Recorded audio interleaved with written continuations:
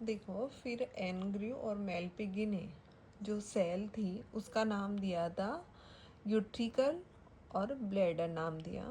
फिर इसके बाद में रूडोल्फ विर्चोग के अनुसार ओमनी सेलुला ई सेलुला अर्थात नई कोशिकाएं पुरानी कोशिकाओं से बनती हैं। फिर इसके बाद में दूसरे वैज्ञानिक आए रूडोल्फ विर्चो। इन्होंने बताया कि जो पुरानी कोशिकाएं होती है वो नई कोशिकाएं बनाती है, मतलब नई कोशिकाओं का निर्माण होता है पुरानी कोशिकाओं से। तो उन्होंने बोला कि ओमिनस सेलुलाई ई सेलुला, मतलब अर्थात नई कोशिकाएं पुरानी कोशिकाओं से बनती है। फिर उन्होंने एक थ्योरी दी, सेल थ्योरी, वो थी सेल लीनिएज थ्योरी।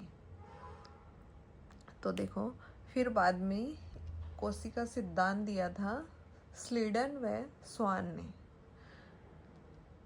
तो देखो सेल होता है वो जाता है डीएनए में। डीएनए होता है एक आनुवंशिक पदार्थ, डीएनए से जाता है वो जीन में।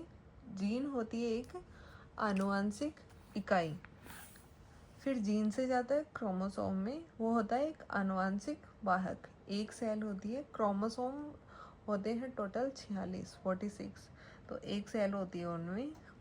फिर देखो ये तो मतलब इतने सब आ गए। फिर इनके बाद में दूसरा वैज्ञानिक आया, वो था स्ट्रासबर्गर।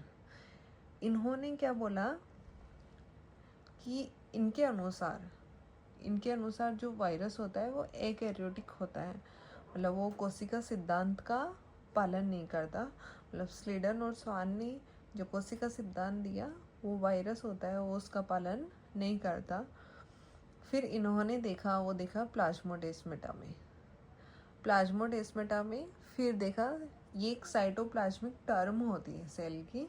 फिर देखा सेल के फेज देखे, 4 फेज देखे इन्होंने। 4 फेज बताए, प्रोफेज, मेटाफेज, टीलोफेज और एनाफेज। फिर स्ट्रासबर्गर ने जो फर्टिलाइजेशन होता है प्लांट में उसको भी इन्होंने खोजा था। पादपों में निषेचन की खोज भी स्ट्रासबर्गर ने ही की थी। तो ये तो हो गए आपके जो भी वैज्ञानिक आए वो।